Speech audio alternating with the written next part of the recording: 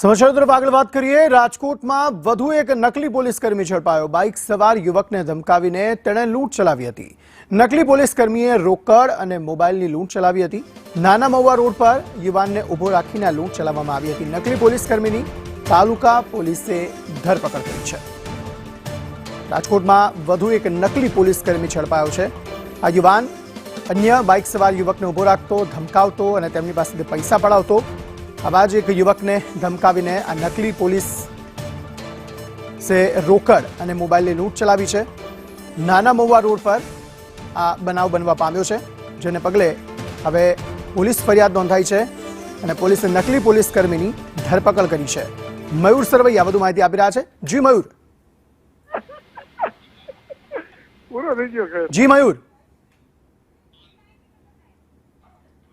જી મયુર જણાવશો શું વધુ વિગતો? જી, રાજકોટમાં વધુ એક નકલી પોલીસકર્મી જે છે તે ઝડપાયો છે। બાઇક સવાર યુવકને ધમકાવીને નકલી પોલીસકર્મીએ રોકડ અને મોબાઈલની લૂંટ ચલાવી છે।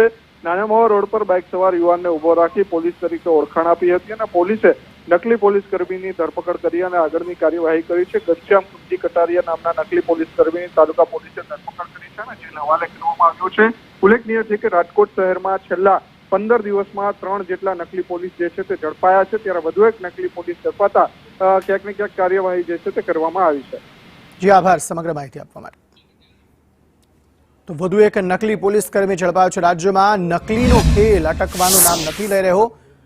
નકલી ડોક્ટર, નકલી ઈડી, નકલી પોલીસ, નકલી એકાઉન્ટ, નકલી સેનાનો જવાન, આ ઉપરાંત રાજ્યમાં ઘણી બધી વસ્તુઓ જે છે તે નકલી મળી રહી છે અને તેવામાં વધુ એક પોલીસકર્મી પણ નકલી સામે આવ્યો કે જે બાઇક સવાર યુવકોને ઊભો રાખતો અને તેમની પાસેથી રીતસરની લૂંટ ચલાવતો હતો। આ ઠગે રોકડ અને મોબાઈલ લૂંટ્યા છે અને યુવક દ્વારા ફરિયાદ નોંધાવાતા હવે એ શખ્સની ધરપકડ કરી લેવામાં આવી છે અને વધુ તપાસ હાથ ધરવામાં આવી છે।